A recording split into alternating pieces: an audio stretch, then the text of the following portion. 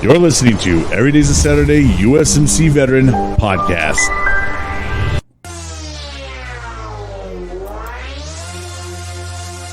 Now introducing your host of Every Day's a Saturday USMC Veteran, the one-man show, Brian Roof. What's going on, friends and family? Thank you guys so much for tuning in. We got another great episode, another great interview today. We have a Marine Corps veteran who served his country proud, and when he got out, he is now the president of Warrior Legacy, and here to talk all about it is Patrick Jump. What's up, brother? Hey, thank you, Brian. Thanks for having me, man. Absolutely, man. I'm glad to have you on, brother. So would love to hear all about you, get to know about you, what we know you're a badass Marine, and let's hear where you grew up, what made you decide to be a Marine. Tell us what you did in the Marine Corps, and tell us what you got going on now, brother. Yeah, so I'm a post 9/11 vet, so I joined the Marine Corps. I was a senior in high school when 9/11 happened. I remember walking into my history class, and we had that 27-inch screen tube television hanging on the wall, and my government teacher, Mr. Barrett, was like watching the news. He's like, "Look, a plane flew into the World Trade Center." And I was like, "Man, that's crazy." And he's like, "Yeah." He's like, "Right now they're saying it's an accident, but I don't think it was an accident." And right about the time he said, "I don't think it was an accident," the second plane hit. And so I saw that live, and he turned and looked at me. He's like, "Weren't you talking about joining the Marine Corps?" And I was like, "Yeah." And he's like, "Still want to do that?" And I did. My father was in the Marine Corps during Vietnam from 66 to 69. So he was an Amtracker, a Pogue, as they say. And his dad was in the Army. My mom's father was in the Air Force. My mother's grandfather was in the Army as a lieutenant during World War I. So I'm like fourth generation military. There kind of wasn't a doubt in my mind that that's what I was going to do after high school. Plus, like, I think if I'd have gone to college fresh out of high school, I would have drank myself out of there real quick. I didn't have the responsibility yet to be out on my own without, some structure. So, yeah, because you know what, man, the Marine Corps, you don't really get away from drinking either. You just got to get up and PT in the morning. That's the only problem. Try to run. Yeah, that's when, like, you get back from the bars at like 2 a.m. You bang on Doc's door and you're like, "Doc, I need an IV because we got to run 5-6 miles." With my battalion commander, especially, you never knew. Like if it was battalion PT, you didn't know if he was going to do like a 5-mile run or a 10-mile run. And honestly, I actually had the opportunity to interview him back in January, and he's like, "I didn't know either. I just decided I'd run until I didn't feel like running anymore." I was like, "What are you, Forrest Gump? Like you just gotta run that day until." He's like, "It depended on, if I had meetings or something I had to get back to, it might be a quick like 4-mile battalion run, or it might be a 10-mile." And you're just like, people falling out left and right. But he's a bad dude, tough guy. So that's crazy. So take us back to you end up decided to join. Where did you end up on going to boot camp? Were you East Coast or West Coast? So I'm originally from Ohio, so I went to Parris Island. Okay. After Parris Island, got out, and I had applied. Kind of a dream of mine was to be like Yankee White, to be like that Marine standing behind the president, white pants and all. So after boot camp, I had 10 days leave. I did the 14 days recruiter's assistance. I checked into Camp Geiger for SOI because it had to be an 03 MOS to be Yankee White. And yeah, so they put me in Camp Guard because if you're Yankee White, there's the interview process, and you're not getting out of SOI until you go through the whole interview process, because that's where they can hold you. Because once you're out of SOI, you're in the fleet, and they can't. That's their last opportunity to hold you. So I wound up in Camp Guard for all my interviews. I pass all my interviews. They're like, "Yep, you've been selected for Yankee White. Go ahead, go get your MOS." So I'm like, "Sweet, I'm gonna get to do what I always wanted to do." I'm going to wear dress blues with white pants. I'm going to be a bad motherfucker standing by the president. And I had a real high. So I got a 99 in the ASFAB. I had a 134 GT score. So I got selected to be a tow gunner. So now I'm an 0352, shooting missiles off the back of trucks to get my Humvee license. All of this stuff. I'm thinking, I'm never going to use this.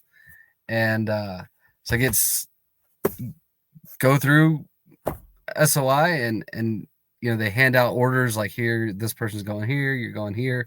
They hand me my orders and it says 1st Battalion, 6th Marines. And I was like, it's not Yankee White School and all that stuff. Like, what's going on? And so I asked my instructor and he's like, yeah, hold on. I got a message for you. You'll do what the Marine Corps tells you. That billet's full. Sorry, you're too late. You're going to the fleet. I was like, man, so like green weenie first right off the bat. Like, it sucks. But cool. I'm going to like this historical unit that they teach you about in boot camp. Like, I'm going to 6th Marines. I'm going to get the French Forget. Like, I'm still going to be badass. It's cool. I joined the Marine Corps to do whatever they told me to do. So I wind up with 1-6 and weapons company, CAAT platoon. So first night in the fleet was, field day, like it always is. And lovely field day. Yeah, the senior guys on the second and third deck are like flicking cigarette butts off the deck all day, and then you get yelled at for it because it's like, I don't even smoke. Like, what? Those aren't mine. They're like, well, it doesn't matter. You're Lance Corporal nobody. You're picking them up, and you just got to the fleet yesterday. And my senior guys had just come back from a deployment in Okinawa, so they think they're freaking awesome and badass, and yeah, it's just what it is.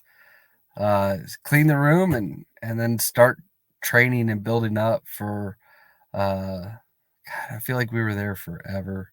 Probably I was like in the fleet for like a year before we started to work up for our first deployment.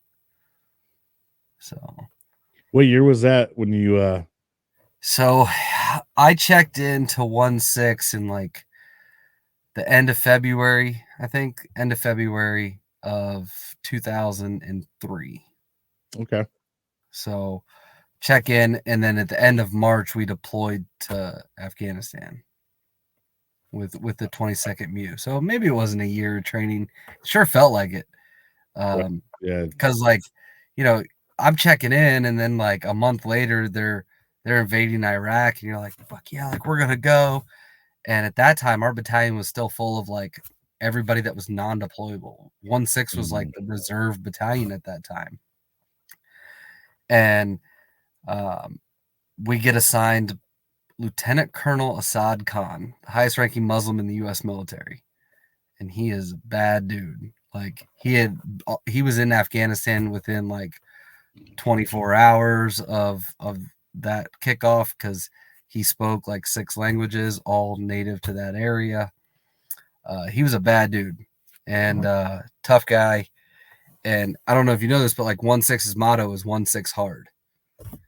And his first battalion formation was like something to the effect of like, you're not 1-6 hard, you're 1-6 drunk, and you're not going to call yourself 1-6 hard until I say otherwise. And for a lot of guys, I mean, like, hey, that's our motto, and you just took it from us. That's not cool. That would be like if they took The Walking Dead away from 1-9, and we earned it back. So CAAT platoon and Charlie Company, we go to Afghanistan in March 2004. We're on a MU. They drop us off in Qatar. Yeah, we got off in Qatar, and they fly us over into Afghanistan on C-17s with our vehicles and stuff. And we operated in the AO around Kandahar, like north of Kandahar, Tarin-Kowt, Deshopan, in that area. And for all the work that CAAT was doing and Charlie Company was doing, our battalion commander didn't operate like everyone else. So, like the standard operating procedure for most units in the Marine Corps is you go to base, you go out, you do patrols, you come back to base every single day. He put us out in forward positions for 74 days straight, airdropping supplies, living out of Humvees, living out of, if you were in a line company, you were living out of foxholes and all that kind of stuff. And I'll attribute it to it is that whole MEU deployed and we lost one Marine. And that, like, it wasn't an easy deployment by any means. Living conditions sucked. It sucked going 74 days without a shower, but I'd rather go 74 days without a shower than like lose a Marine I know. Right. And just his operating procedure was just like, it was just different. And it wasn't what the Taliban was used to, and how we attacked and how we did things. They captured a Taliban fighter, and he's like, these Americans aren't like the ones before. We had relieved the 10th Mountain Division. Just saying. Damn. These Americans aren't like the ones before. Everywhere they go, they bring death. They are death walkers. So before Khan gave us back our 1-6 hard mode, we were like, fuck it, we don't need it. We're the 1-6 death walkers. And so that's the motto we kept until like 2000. I think they kept it until the end of the 2006 crew. And then it went into back to 1-6 hard until the guy who was my platoon commander, Lieutenant Nizioka, till he became Lieutenant Colonel Nizioka, he came back to 1-6 as their CO, and he brought the Deathwalker name with him. So that's crazy, man. So, I was over in Iraq and stuff, so I didn't really get to go over Afghanistan area. Now, how was your experiences over there, bro? Like, were you in the mountain, really like big time mountain areas and yeah, man, like that, or? Yeah, big time mountain areas. So Deschopin, it's Operation Asbury Park, if anybody wants to look it up. There was an Army General, Eric Olson, called it the most successful operation in the war of Afghanistan. So and I mean, it was due to the guys to my left and right, obviously, but like we wouldn't have had it without the command of Colonel Khan. Like, I don't think it would have been that successful. Oddly, one thing with the Marine Corps, bro, is that's one thing we're probably known for best is holding down positions. And we don't even need a lot of people to do it, right? We just need to fire, just give us some rounds and, rounds and water will be good. Right? You know what I mean? We just need to be hydrated and fucking some dry socks, bro. Like, but other than that, I mean, that's one thing that you can say time and time again. The Marine Corps is you can rely on putting them somewhere and they can hold it down. You know what I mean? They're going to hold it down. Now, so I promised you I'd talk about this. So the MEU CO at that time, the Expeditionary Unit CO at that time was a guy named Kenneth McKenzie, Colonel Kenneth McKenzie. And if that name sounds familiar to any of your listeners, that's because he was 4-star General McKenzie, the commander in charge of the Afghan withdrawal just a few years ago. And there's some questions. So the whole MEU was, now I'm sure you never heard of this before, but the entire MEU received a blanket combat action ribbon. And I don't know if you ever heard of that happening before. It's not a blanket award. Yeah. So Charlie Company and Weapons Company CAAT platoon with some attachments from JAVs, some 81 mortar attachments. Those were the guys that saw combat. I think met the qualifications for combat action ribbon. And of course, there were some air wing guys, like you can't take it away from your Cobra pilots and that kind of stuff, and your Huey pilots. But I don't know about the rest of the battalion.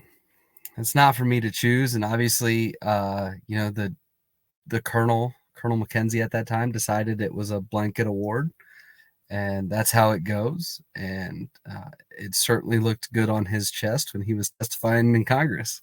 So now was his base attacked at least? I mean, No, he basically stayed at They didn't take any mortar rounds or anything, at least? I mean, no, man. Kandahar wow. was a very secure area at that time. So Like a green zone, pretty much.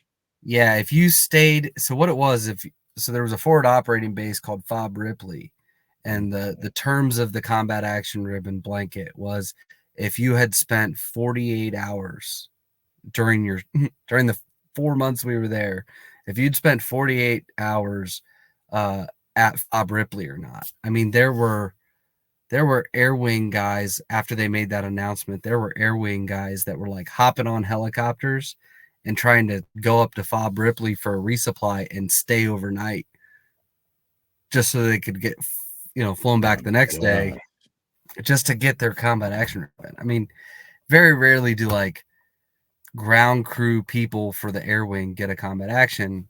It's rare unless, their base was attacked, but nah. And I'm going to catch a lot of hate for that. I know I will, but like, it's one of those like it weird is what it is, though, things. bro. I mean, you got to get all it out. Yeah. It's one of those weird things where like, I know if I feel like the combat action ribbon, the car, that's a sacred thing, right? Like, it means you did your job. It's the same thing for like Army guys. The combat infantry badge, like that means a lot to them. Like you don't mess with the CIB. I don't think you should mess with the car either. Yeah. So. Yeah, well, it definitely, I mean, unfortunately, that skews it when there's like a handful of people that never got attacked or anything like that, and they're all like, I mean, never even fired their weapon, and they're wearing a combat action ribbon. Yeah, that's probably definitely one of those controversial things. Yeah. So, never took fire, never returned fire, has a combat action ribbon.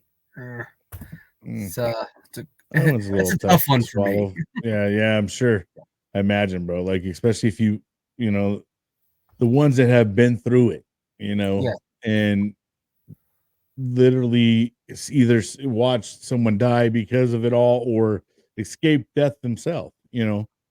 So yeah, I could see how you'd feel that way about it. A certain way, right? Like, right. Just hey, just throwing that out there. This happened, and it's a little weird. But yeah, and then I mean, Iraq was just like a different kind of deployment. So we got to Fallujah so we came home from Afghanistan in September of 2004, September 25th, 2004. I know that. It was my dad's birthday. It's the only reason I'll always remember it. And then, man, it was like a real quick turnaround because in March we deployed to Fallujah. We relieved 3-5 and 3-5, tough battalion. I mean, what they did in Fallujah was they exposed the world to Fallujah. The world found out what that word even meant and where that city was. 3-5, there's some bad dudes. And we come in after they cleared the city, just kind of letting people come back in. And, it wasn't easy. Now is when like IEDs are prevalent. What year? Yeah, what year is this now? Like March of 2005. 2005. Okay, yep. Yeah, we weren't even in country like that long, and lost our first guy. And by this time, I had moved into the S3 section. So I got hurt in Afghanistan. Some asshole dropped a machine gun on my foot and it broke. And a Mark 19 machine gun. Not like Mark a 19, bro. The Mark 19 from the top of a Humvee. No, dude. The hickory handles landed directly on the top of my foot. And I sucked it up. I sucked it up while I was there. Like Doc taped up my foot and we put it back in the boot. I was a Humvee gunner, so it's not like I was walking all over the mountains. Right. I just dealt with it. I wasn't going home. I wasn't getting out of there. I wanted to stay. But I ended up getting surgery in December of 2004 on my foot, and I deployed with a cast on to Iraq because I was going to be in the COC. I was in S3, so it wasn't to me, it wasn't a bad thing. It's just how it was. But I remember that first radio call that, like, you know, here this PFC had gotten blown up with an IED just out of the blue, like stepped in the wrong place, wrong time. That's how it was. But that wasn't the one that hurt. Not at all. Like, I mean, it sucks because, like, I didn't know him. He's, you know, he's a boot. He's a boot PFC. I didn't know him. He was just in our unit. The one that hurt was April 23rd, 2005. My corpsman, Aaron Kent, and, like, you know, God bless the Navy for honoring Doc Kent. They have the HM3 Doc Kent challenge every year, honoring him. I mean, he's a great corpsman. Like, he did. The worst part is he didn't even have to go on the deployment. He extended just to be able to go with us.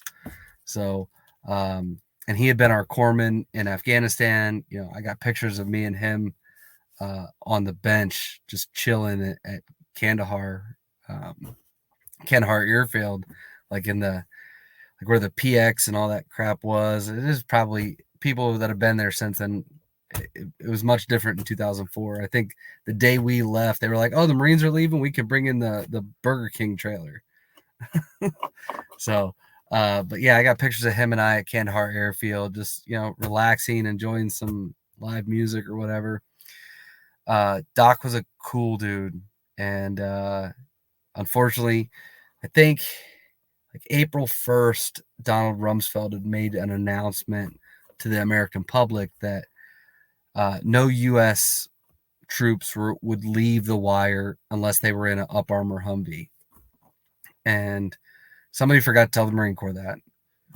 And so we're still riding in like the steel doors. I mean, they weren't up armored, but they weren't like canvas doors either. They had the steel like silhouette doors on them, and then had flak jackets like duct taped to them. And, you know, you're sitting on flak jackets, but that wasn't enough to prevent the IED that got Doc. And, you know, piece went underneath his armpit, basically through his chest cavity. And so, like, we deal with that every day. You know, you think about it and, like, man, like, that was somebody we knew, somebody we were close to, somebody that meant the world to us. Like, you don't, the fat electrician says it all the time, like, the easiest way to get undead is fuck with Doc. So don't fuck with Doc. Right. Yeah. And so, like, it hurts. And luckily, you know, unfortunately, it took too long for me. I missed the opportunity in 2015. So it would have been the 10-year mark. I missed that opportunity to go out and see his grave. A couple of the other guys went, and it was at that point that a guy I served with, his name's Jesse Bergeron, he was like, "Look, we got to get everybody back together in 5 years for the 15 year." So, you know, 2015 plus 5 years, that's 2020. It's like, that didn't happen. But what he did do, and he got me involved, and the two of us decided, like, Zoom was the way to go. Let's just do a Zoom call with everybody and get everybody chatting together. We'll do it every other Saturday and get them on Zoom. Let's all talk to each other. And it was the group from Afghanistan. And we had a few of the groups from Iraq. Like, we introduced people to guys that we knew that didn't know each other. Because, you know, the senior guys, when they get back, they're out. They leave. You may never find them again. And then you get your boots in. So we introduced our boots to our senior guys. It was kind of fun. But these calls were meant to be like an hour or two, but like no time limit put on it.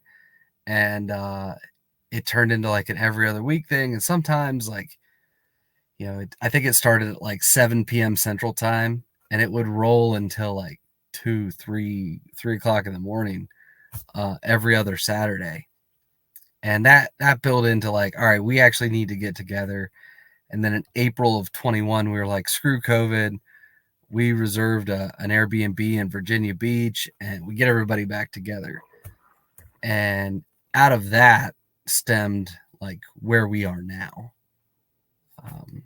And I'll wait to get into that. But like out of that reunion of seeing those guys and being in the same house with them, that generated the conversation of this needs to happen for other people. So how do we make that happen? And that's why Jesse and I are, on the same board for Warrior Legacy Ranch.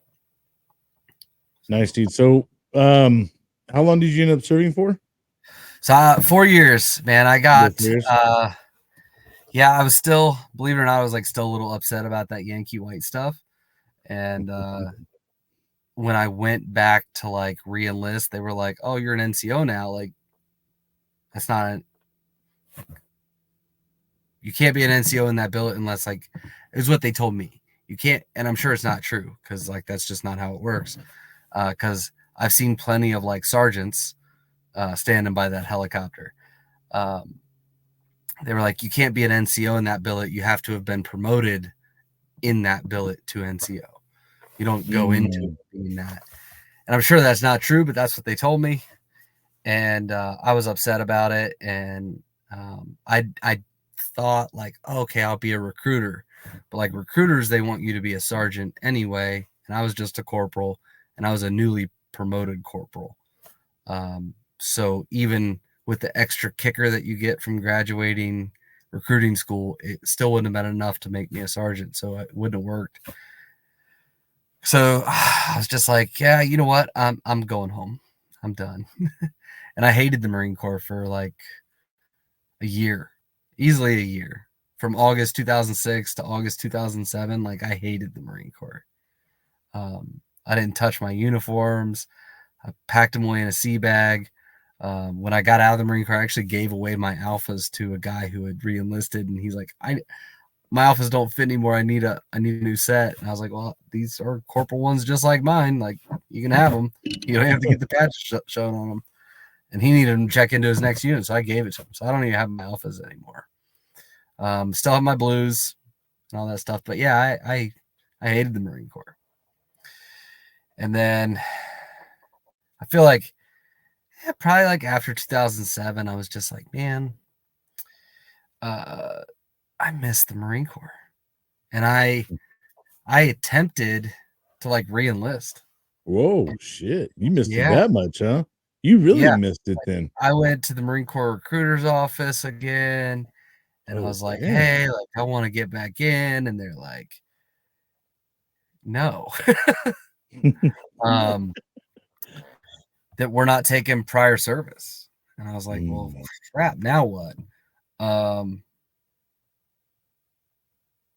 didn't know what to do. So, I still working, still drinking, having some issues. The girl I was dating at the time was like, you need to go to the VA. And the VA is like, have you ever thought about like, did you submit a claim for anything when you got out? And I was like, what do you mean? What claim? Like, that's the world like you lived in 2006, 2007. Like disability claims, like unless you were severely injured, like you definitely didn't think about disability claims. It's Dude, not you like weren't ever allowed to go to sick call or any of that anyways. Like you literally had to be damn near dying, you know what I mean, to go to sick call. Yeah. Well, it's like that, they like for my foot, they were like, why'd you get surgery on your foot? Like, we don't even see any documentation where you broke your foot, just that like you had damage in your foot. So maybe was that from before the Marine Corps? And I was like, no, that shit happened in Afghanistan. And they're like, well, it's not your medical record. And I'm like, we were forward deployed for 74 days. It's not like the corpsman was like sitting there hand writing the notes to put in my file and had it with him. Bring out the x-ray machines. Yeah. He's just like, dude, your foot is in like black and blue and swollen. Like, let's elevate it a little bit till the swelling goes down, and then I'll tape it up and we'll shove it back in your boot and see how it goes. And that's what I did. So yeah, like, and that's kind of with everyone that was with me too. Like, you're forward deployed for 74 days. It's not like we're putting stuff in your medical record, unless you get like shot and or hurt. That stuff will go in your medical record. But yeah, dude, they don't put anything like you. yeah, I didn't know what a disability claim was in 2007, 2008. And so finally, like, go to the VA and they're like, yeah, you should file a disability claim for your foot since it's still bothering you. Shoulder was screwed up. And by the time it's all said and done, I think I got like a 50% rating. And I was like, oh, okay, yeah, that's what it's supposed to be.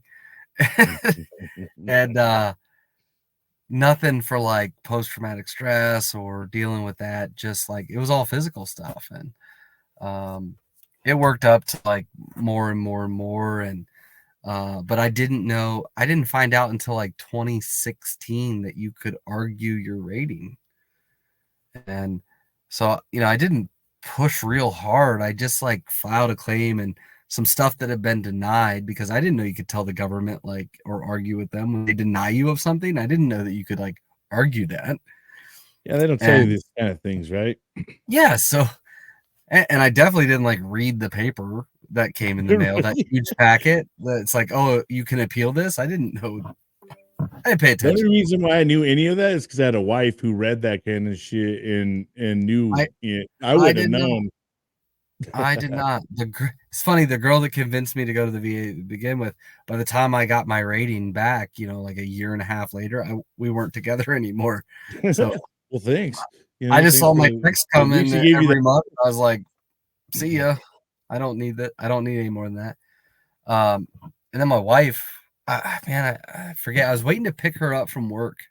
My now wife. I was waiting to pick her up from work, and I'm standing outside, and this guy like parked in front of me. He had like Marine Corps like disabled veteran tags.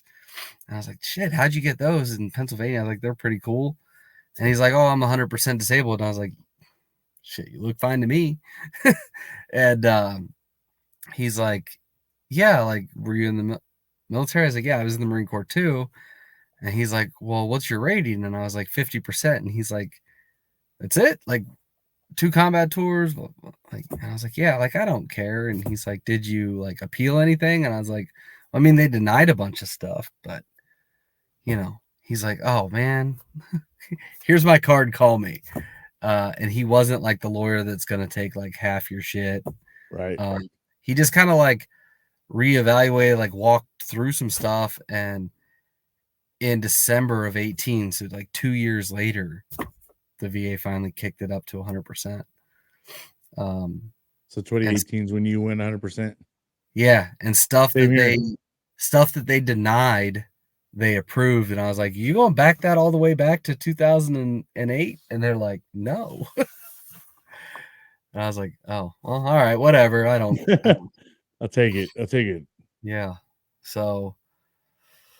Yeah, so like 100%, Yeah, I was like, oh, well, there go the student loans. Those are gone. I now qualify for voc rehab. Let me go get my MBA. And like, I started using the benefits to benefit myself in a positive way. Like, all right, I'll actually start going to therapy. So, every other week I go talk to a therapist, and he probably hates hearing about Warrior Legacy Ranch by now, because that's literally all I talk about.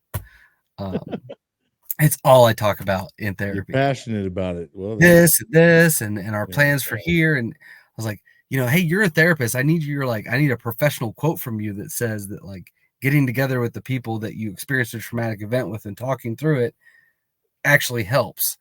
And he's like, I'm your therapist.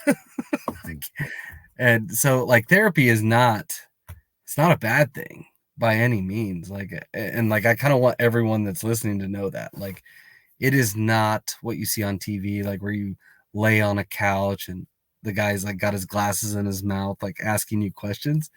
You just go, this is therapy. It's literally the same as me talking to you. It's just like, I'm just talking, and they will listen. If you have a good one, he'll like listen. He won't laugh at you. He won't joke at you. He might ask you some questions on like, oh, like, do you think you could have handled that better? Maybe. Maybe it wasn't a good idea to tell that lady to go yourself, Right. But yeah, therapy is not a bad thing. I think everybody could use a little bit. It's certainly better than medication. So I think the VA put me on 2008. Yeah, they put me on like trazodone or whatever, and that stuff is terrible. Mm-hmm. It is a medication designed to help with depression, and one of the side effects of it is suicide. So Gosh. in Go, my go mind, figure, right? in my mind, the VA is like that's the drug they use to treat post-traumatic stress. So in my mind, the VA is actually prescribing suicide. Mm. Um, I know that's Yeah, a but really crappy thing to say. no, Um, no. I mean, but it's truth though. I think a lot of the things that they are giving veterans are not helping them. It's actually pushing them off the ledge. yeah, so like the VA gets $13.2 billion a year for mental health, right? Like that's their budget for mental health. And if you know anything about the military, you know like your budget is use it or lose it, and you use it or lose it, and you may not get it next year if you don't use it all. So if you only use 5 billion, then that might be your budget next year. There's too much politics behind it to take any of it away, but on average, they use between $5 and $6 billion of their $13.2 billion budget for mental health. They don't even use it all. And I think that, and not just saying my organization, but veteran organizations as a whole, I could name them off, that ones that I think do a great job other than mine. Like mine is yet to be proven because it's not built yet. We're still in the fundraising stages. But I think Irreverent Warriors, Mission 22. Yeah, okay, I'm out. I'm out of organizations I know. You mentioned Hero Stock earlier. Those Yeah, are I definitely got a organizations. list of other ones as well. I Yeah, mean, there's there's a a lot of there's a great list of veterans organizations. organizations that do well Yep. and do better for mental health and preventing veteran suicide than what the VA does and what some of the more prominent veterans organizations do. You know, there are prominent veterans organizations that possess the money to do two things. Because, man, I joke a lot. Like, if I had started Warrior Legacy Ranch in 2006, like if I'd had the idea, I'd be huge by now. Because in 2006, there was a ton. Everybody was like willing to donate money to vets. Now, not so much. Like it's a really hard struggle, and it's a saturated market. Right. But regardless, like in most things, other than the military, in most things, private organizations, 501c3s, private charities do better than what the government's doing, and yet the government has this enormous budget, and they're epically failing. And when I say that, I mean like think about it. A Boeing 737 seats about 240 people, right? So if every 10 days a Boeing 737 crashed and killed everybody on board, the federal government would be like, nope, stop. We're not flying Boeing 737s anymore. Right. But when the same amount of people are dying by suicide, all with the same background because they're vets, the government's like, oh, we'll just throw more money at the VA and they'll figure it out. A screw comes loose on an airplane door and they're like, all right, ground the whole fleet until we can figure out why that screw's loose. Yeah. Go put Loctite on it and screw the door shut, and you can check it off the list. And then once you get them all done, you can start flying them again. Like that's the kind of shit that they do for airplanes. But like, oh, 22 vets, no big deal. That's and I've talked to like congressional representatives before about it, and they really don't have an answer. It's like the same reason, like PACT Act, right? They didn't want to pass the PACT Act initially, and if you ask any of them why they didn't want to pass it, it's because they were worried, like, how are we going to pay for it? They couldn't put a price on it. And I was like, well, I mean, you can't put a price on my life either, but like 24 years ago, y'all made the decision to send us as military. We signed up for it, all volunteer force, but you guys made the decision to send us to an area with burn pits and burning chemicals and exposures to radioactive stuff. My battalion in Afghanistan, we were given radioactive water by accident. My gosh, bro. Radiated water that had been exposed to radiation, and they airdropped it to us unintentionally, like just sent us the wrong one. We're all like drinking water off these pallets, and then they were like, hey, you need to throw that, like, we got to burn all this water, you got to pour it out, you can't drink it anymore. And it's like, shit, I've already had like 12 bottles of it. You know, like, you're in Afghanistan in the desert, man, like, you're thirsty. And so, like, that's like, they made that decision. They didn't know how much that was going to cost. Like, pass the pack deck, stop messing around. And like, that's where, so like, I'm, you know, I know Tim Jensen and Will Weisner with the Grunt Style Foundation. They're great people. That's why they went to the Capitol building and they sat there on the steps. That's all I wear, dude. Yeah. Grunt Style. So Tim Jensen's a cool dude. Nice. Had the pleasure to sit and talk with him for a long time. Will Weisner, same way. He's the executive director of the Grunt Style Foundation. They do a little bit more than I do, as far as like, they're into like psychedelic treatments and stuff and trying to get psychedelics passed for legalization. Alternative methods to I'm not going to disagree with them. I'm just going to say it's probably not something I'll try. Yeah. Not for everybody, right? Yeah. No, but you know, I think that, you know, when it comes to the VA, a lot of their fix is just throwing meds at it, right? It's like, hey, we got another trial for you guys to try. Here's another, try this. You know, I mean, I've heard of some dudes being up to like as many as 16 different fucking meds, you know, from the VA. And what is the VA tied into? I mean, that's big pharma shit, you know what I mean? So that's the problem, bro. They want to throw just nothing but meds when there's things like these nonprofits that are doing events and doing things like that that are saving lives. And, you know, I mean, there's probably less effort there that they're, you know, there's the money can be directed towards these nonprofits, right? And that are actually doing things that are helping, you know, that are actually effective to help, right? You can actually, you know, they're actually helping you. Yeah, I think in our society we're scared of holistic approach, right? A holistic, non-medicated thing. I always laugh, like, the United States and New Zealand are the only two countries that allow pharmaceutical companies to advertise, like with billboards and in magazines and all that kind of stuff. And coincidentally, those two countries have the most people per capita on prescription medication. So, one, I never think the patient should be telling the doctor what medication they should prescribe.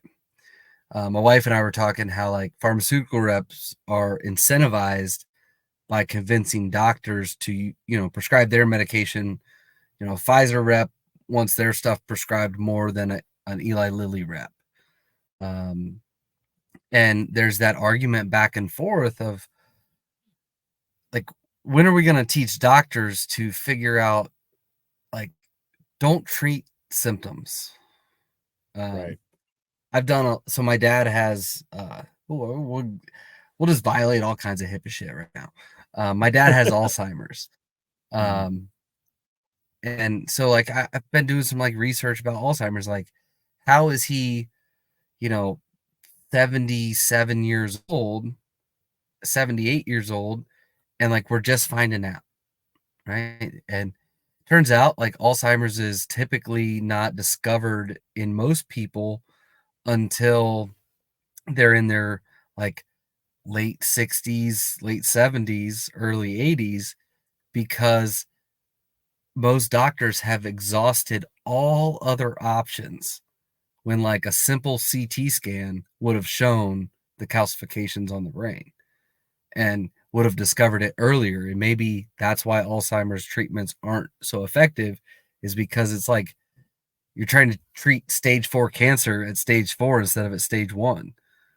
right? Like you're trying to full-blown Alzheimer's, you're not catching it till it's stage 3 or 4 because you're thinking it's something else at stage 1.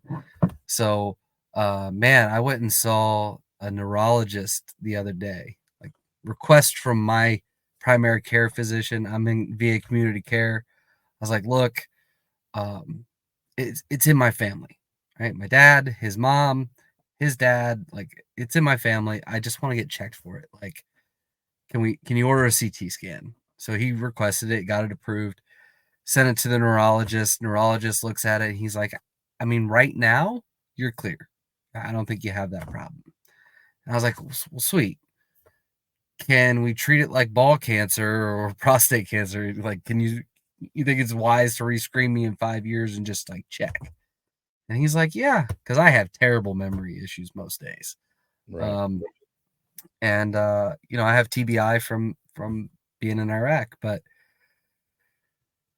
whew, man, like if they could catch it early, I want them to catch it early. Like I want my wife to be prepared, and I want her to be like to know, like, hey, look, I'm cool if you walk away. Like I don't want to forget. Like I've forgotten enough. Like you push away enough memories and like compartmentalize them.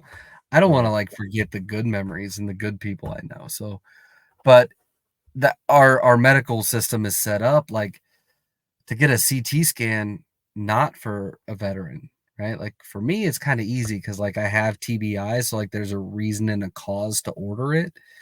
But for the average person, you can't just like go to your doctor and be like, "Hey, can you order to be a CT scan to screen me for Alzheimer's?" Because the insurance company is going to tell you no. Mhm. I guess that is one benefit of the VA healthcare system. It's like they're just going to do it, um, and not argue with it too much. But like, man, if our healthcare system could just improve in that way, that like we start trying to find the cause and not just treat the symptoms, man, we'd go so much farther. Yeah. And when you Treating start the to learn symptoms. more about the actual medical system and stuff like that, or that's kind of what they're there for. Is just Yeah, to keep us alive, right? I mean, they're not really there to give us a longevity life, right? They're just there to kind of help us through life as we go. Oh, here's a band-aid. Here's take this oh, you got got indigestion. Here's some Prilosec, or here's this pill, and now it's gone. But here's the problem. You go look and see what's inside of every little pill, and you start to find out, wow, prolonged uses of this kind of stuff is going to create this, that, or the other yeah, for your organs, for your body, all those kinds of stuff. It ain't good for us to put anytime you're putting something in your body that's prescribed. It's that's a foreign thing. It ain't. It's doing something else. It may be plugging one hole, but it's opening up another, so to speak. yeah. It's like so. And another weird like HIPAA thing. Uh, when I was 8 years old, I had my appendix taken out. Well, 10 days before that, my oldest sister had her appendix taken out. Weird, right? Like it's like weird family members 10 days apart. But the more weird part is that my sister that's only 2 years older than me, 22 days after I got mine taken out, she got hers taken out. So in a 32-day span, all three of us had our appendix removed. See, and it had to Uh, be due to something you're either you guys were exposed to eating or something that's yeah, just that's kind of weird that it happened in that amount of time frame and all of you have the yeah. exact same thing. The weird part is, and like I'm pretty sure, um, like what causes appendicitis, it happens. It's it's where the appendix just doesn't start working right.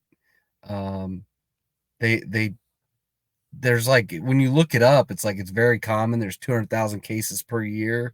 Right, Uh, right. but like they don't really know what causes it. It just kind of happens. Well, something's causing it, but hey, uh, I love it when you're like, whenever you hear about like oh, well, you don't really need it. Then why the hell do I have it? Like you hear that about like gallbladders a lot. Like, oh, I got my gallbladder removed. They're like, oh, you don't need your gallbladder. It's like, well, why does every mammal on Earth have a gallbladder then? You need one, I guess. It's just apparently you can live without it. It's kind of like you need 2 kidneys, but you can live without one. So like my sister's a doctor, by the way. She doesn't practice anymore because her husband's a doctor, but like she's very much in the holistic approach. Like that's why I'm fairly educated on this. But like she's like, technically you should never need an organ removed ever. You never want to have an organ removed. Something in the long run, you should have been able to figure out like why, what was causing the issue. The issue isn't always like to remove it. Like, I think this is another like sad point, not to get like too far off topic with it, but I think one of the reasons the VA is struggling so bad is, the commanders, all the people that planned Afghanistan, they planned the invasion of Iraq. We thought we were going up against like Saddam's badass army and all that stuff, and it didn't happen, right? And then there was the Al Qaeda and all that crap, the Taliban, IEDs blowing up and everything. You have amputees all over left and right.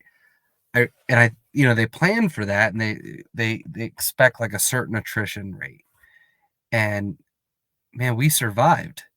That's the worst part. We survived. And when I say it's the worst part is like we exceeded expectations on surviving, and the VA was not prepared for the amount of people that survived their injuries and came home.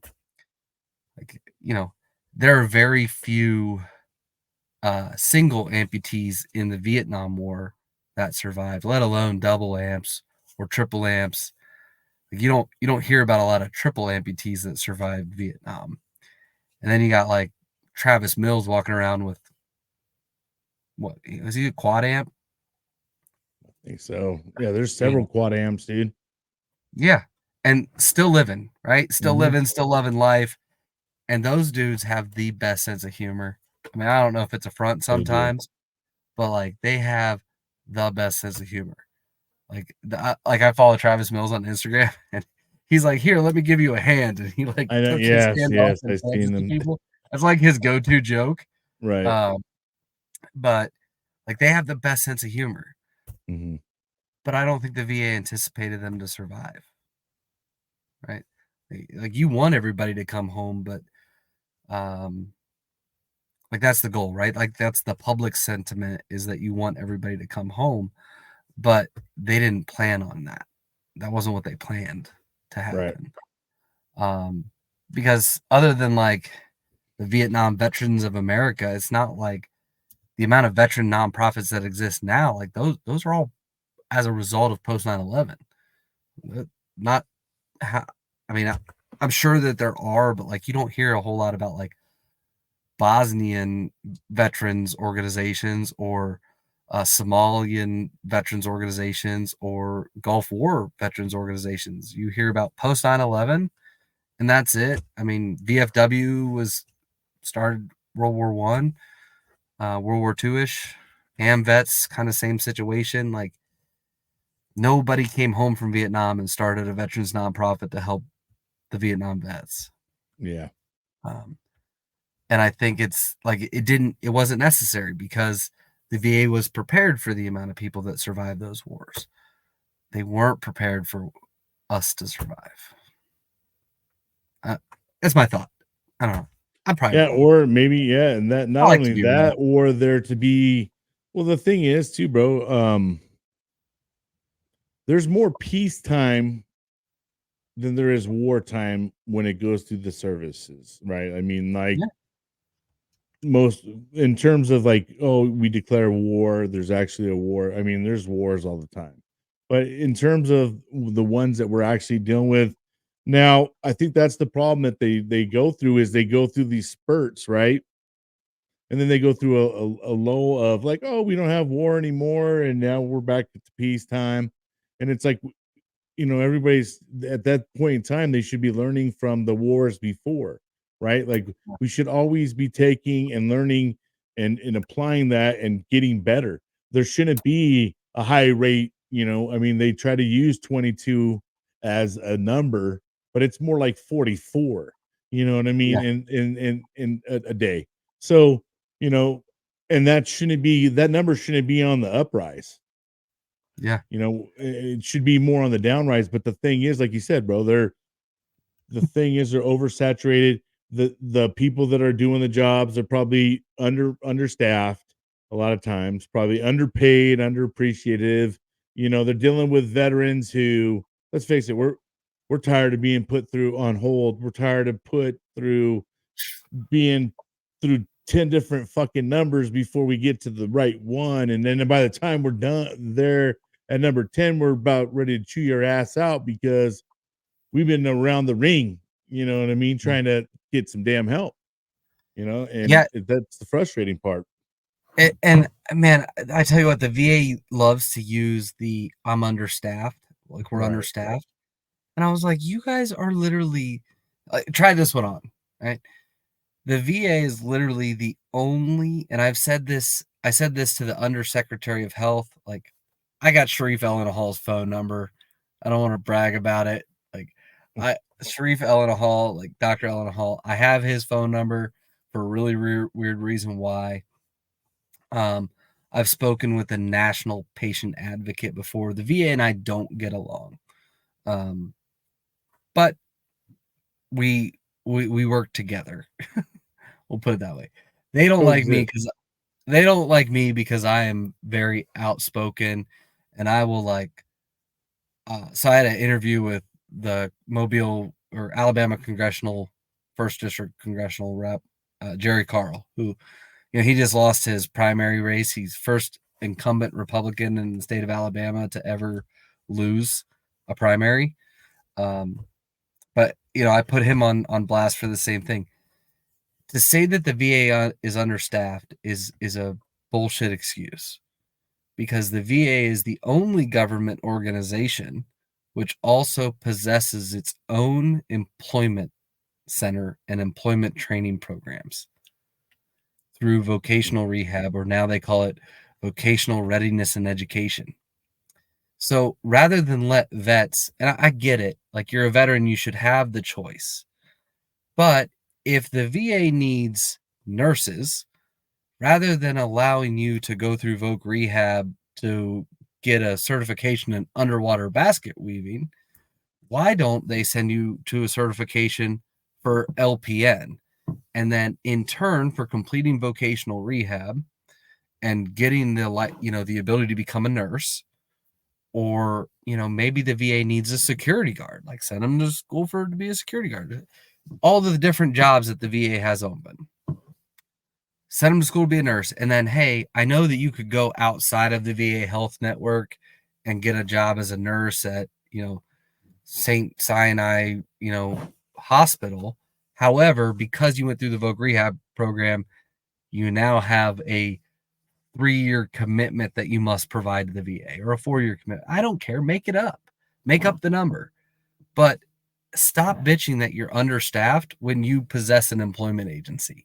And then once all the VA's jobs are filled, start using vets and employing vets to take government jobs openings. Especially like if you go on USA Jobs right now, there's a lot of interdisciplinary roles, like where they need like geological engineers or an engineer for this, or somebody that knows this.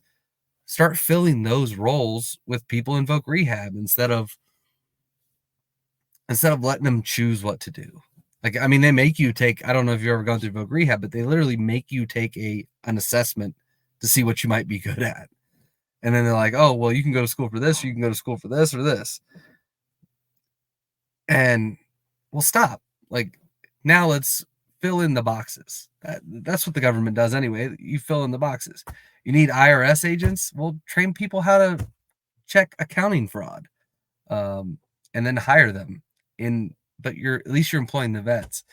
Stop relying on private companies to hire vets, because add up the numbers, right? Like your Home Depots, your Lowe's, and all your JP Morgan Chases of the world that said, hey, we're going to hire X amount of veterans this year, right? If you add up all those numbers of just like, let's say the top 30 companies, you'd have a deficit of job vacancies instead of unemployed vets. But, you'll can't change it. They're like, oh, I don't know if we could do that, is what they say. So, and I might lose you too, because my battery's starting to go low. And it's Oh, well, you know what? Before we get going, let's talk a little bit real quick more about Warrior Legacy Ranch and all that you guys are trying to do and getting ready to do for veterans. Yeah, so we're in the fundraising stages right now. You can go to warriorlegacyranch.org and click on donate. And we're building a 7,000 square foot facility, all, ADA accessible, all with the mindset of giving veterans a place to come and be veterans, right? Like the first thought was like, oh, we'll host reunions and we'll like rent out a hotel. And it's like, no, you can't do that, because you get a whole bunch of people yelling fuck and with their dark humor and all that kind of stuff around a hotel. You'll never be asked back. Right. So it's like, we need to build our own place, a place just for vets, for them to come and be themselves. And in return, as a result of like the reunion that I talked about earlier with my platoon, there are healing aspects to it. There's mental health improvement. There's suicide prevention improvement that comes through all of that. You just don't need to like shout it out and say, I needed to shout it out in order to get civilians and companies on board with donating to it. However, I don't need to tell vets that, because I don't want to scare vets away from coming to have a reunion. It's not a kumbaya session. I'm not going to like put you in a circle, make you hold hands and like each other. In fact, after I check you into your rooms and like let you have your place, the whole entire 20-acre ranch is yours to have fun on. We're 20 minutes from the Floribama bar that you see on MTV. You could go deep. You could go bass fishing in the afternoon or in the morning on the ranch. If there's bass in a stream, I don't know. Is there bass in a river? I don't fish, but you could go freshwater fishing on our ranch in the morning, and then in the afternoon go deep sea fishing for tuna or marlin or whatever you want in the Gulf. There's recreational parks. The USS Alabama's here. Like, you can come and hang out for a week. It costs you nothing. We just want you to come and have a reunion with your boys or girls, if female platoon. But more importantly, we want you to bring your spouse as well, because the spouses, man, they mean a lot. Like, you bring your spouse meets the spouses of the people that you served with. And then if you're having a really shitty day and you don't want to talk to anybody about it, your wife's going to know. She's going to pick up on that. And she's going to text the other spouses that, because all the vets are going to like run off into, hang out with them and like leave their spouses behind. Right. Yeah. Like, we've all seen the like vets reconnecting hugs, and you forget everything that's around you and you act inappropriate. So all the spouses are going to be like, and your wife's like, where you left me? They're like, fuck these guys. I don't know what, like, they just left me. Well, they can bond together on that, but then they're going to be friends, because that's just what women do. They're catty, and I can say that because my wife did it. Right. My wife is now friends with my veteran friends' wives, and they have that text group. If I'm having a shitty day, she can text the other spouses and be like, yo, Patrick doesn't want to talk to me about anything. He's having a rough day. Can you guys have one of your husbands call him? Right. And then the husband, like, somebody will call me just out of the blue. My phone will ring like, hey man, what's going on? Oh, nothing, man. I'm good. How are you? Oh, I'm good. You don't sound good. Are you sure you're good? Like, there's no agenda to it. It's not like he's calling me like, hey, I heard you're having a shitty day, because nobody wants to talk then. It's more of just a check-in. Hey, what's up? How's it going? And I trust talking to him, because for 7 fucking months. I trusted him to save my life if anything went to shit. And that's that healing that continues after they leave the ranch. I'm just trying to give everybody a place to do it. I'm not trying to get you to come and sing Kumbaya. Now, if you want to come and sing Kumbaya, by all means, I'll light the fire. I'll start singing first. If you want, my therapist, God bless him, he's like, hey, I will volunteer at your ranch. If anybody wants a therapist to come in and kind of guide things along, I'll do that for you. We can do that. And I was like, well, I don't know if anybody's volunteering for that, but hey, it's good to have the option. I think it's good to have the option. I just don't know that it's a necessity. We don't allow guns on the property for obvious reasons. There was some talk and some battle. We had a really hard battle back and forth about alcohol being there. I don't encourage drinking. I definitely don't encourage drinking to excess. However, I'm not an idiot. I know that sometimes you need a drink or two to kind of loosen up, or some people do. They need a drink or two to like loosen up and be okay with it. So yeah, we do allow alcohol, but like if you get drunk and you get stupid, you might be asked to leave, and you might be asked to leave before the rest of your group. I'm not. We live on the property as well. It's 20 acres though, so keep that in mind. Like the average neighborhood is less than 20 acres, so we're far enough away from that. Where our house is going to be is far enough away from the building. You're not going to bother us. I don't care how loud you are. When I build my house, it'll have extra insulation. I will not hear you. However, if I'm called, I'm there for insurance purposes and as a resident advisor, just like an RA or in college. We're just there to, and if you need new soap in your shower or whatever, more towels, I don't know, you can call us. That's why we're there. That's why we're close. Because other than that, is out in the country. But we're only 10 minutes from a Buc-ee's. So if you need more beer, it's easy to go get. But yeah, we just wanted to be a place for vets to be vets, and with no agenda to it other than you need to reconnect with the people you served with. And nice. That's what it's for. That sounds great, man.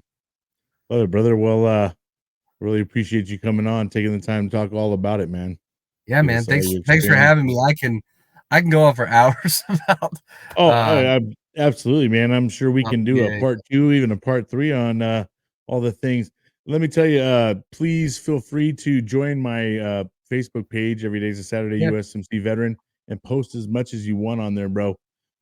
That's kind of what that page is for. It's I post nothing but as much information for veterans on there as possible. Anything I see or whatever. So you're just another avenue. Please feel free to post there. But like I said, I appreciate all you're doing, man. I mean, we need, all the help that we can get for our brothers and sisters. And I appreciate the hard work and dedication, because I know being a nonprofit, it's a lot of selflessness and a lot of hard work and dedication, man. And you sound like you're very ambitious, and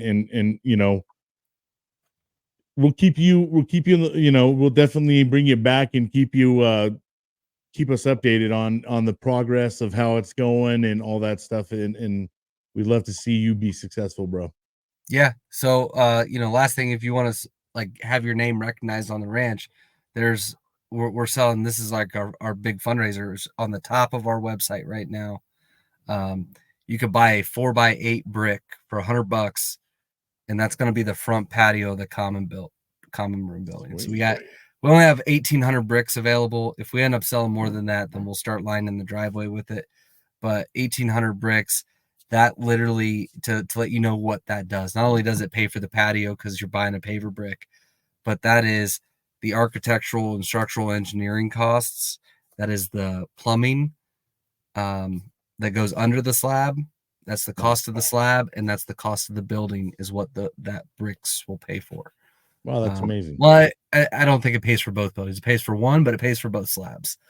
That's great. So no, it's amazing. If we sell all those bricks, So yeah, it's something to remember somebody buys. So you want to buy a brick for yourself or somebody you remember, I bought like 5 bricks already.